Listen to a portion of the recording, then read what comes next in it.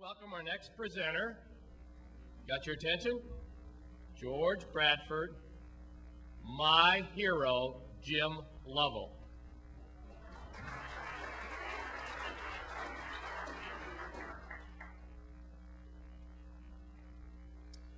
When I was a child, my hero was an astronaut. My father and I studied the space program very closely. We monitored each flight of the American astronauts, read every book that was published we could get our hands on, and built models of the Lunar Module, the Command Service Module, and all the launch vehicles. And when I was a child, my hero was an astronaut who, in the darkest times of this nation's history, reminded us that we were capable of achieving great things. When I was a child, my hero was an astronaut who, in the face of great disappointment and unimaginable disaster, never lost his resolve, never lost his cool. Where others saw failure, he seized opportunity.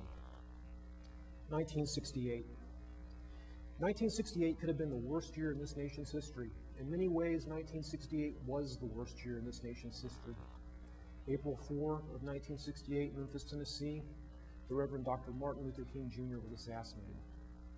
June 6, Los Angeles, California, U.S. Senator Robert Francis Kennedy was assassinated. And that summer, right here in Chicago, not far from this hotel, citizens peacefully assembled to demand civil rights at home and peace abroad were met with ferocious violence. It only got worse in 1968. But in December of 1968, the crew of Apollo 8, Frank Borman, Bill Anders, and my hero Jim Lovell, became the first humans to fly on a fully loaded Saturn V rocket, the most powerful flying machine ever built by human hands. And they went to a place no humans had ever gone before, the moon. And arriving at the moon on Christmas Eve 1968, the crew of Apollo 8, while a worldwide television audience watched and listened, read from the book of Genesis. The book of Genesis, the beginning of history, the beginning of life, the beginning of wisdom. 1968 could have been the worst year in this nation's history, but my hero Jim Lovell and the Apollo astronauts reminded us that even in the darkest of times, this nation was capable of achieving great things. Now in 1969, there were 4 other Apollo missions. Apollo 9 and 10, important test flights. Apollo 11, some humans walked on the moon. Apollo 12, remember this, a Texas Longhorn walked on the moon, Alan Bean. And then in 1970, NASA decided to embark on the most robust scientific and geological expedition to the moon in history. And to carry out this expedition, they selected an astronaut for whom this would be the crowning career achievement. James A. Lovell was selected to be the commander of Apollo 13. And he and his crew of Fred Hayes and Jack Swigert launched in April 1970 for the moon.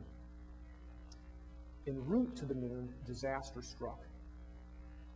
An oxygen tank on board the Command Service Module exploded, crippling the ship, crushing the dream of landing on the moon, and mortally endangering the lives of the crew.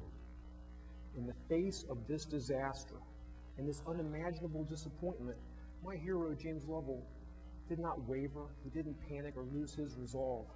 Where others saw failure, he seized opportunity. He navigated his crippled ship back to Earth and delivered his crew home safely. In my heart, I am still a child, and in my heart, my hero is Jim Lovell. And if any of you ever have the opportunity to come to my office in Atlanta, and I hope you will, you'll see that model of the Command Service Module, that model of the Lunar Module, and that model of the Saturn V rocket that my father and I built way back in the 1960s. You'll see several other artifacts from the Apollo program. And I'm reminded every day that no matter how dark times may be, or how awful it may seem in this country, we will always be capable of achieving great things. And I will also know that when life delivers me disappointments and disasters, as it has and it will, I will not lose my resolve or my focus. I will seize opportunity where others may see failure, because my hero is Jim Lovell. Thank you.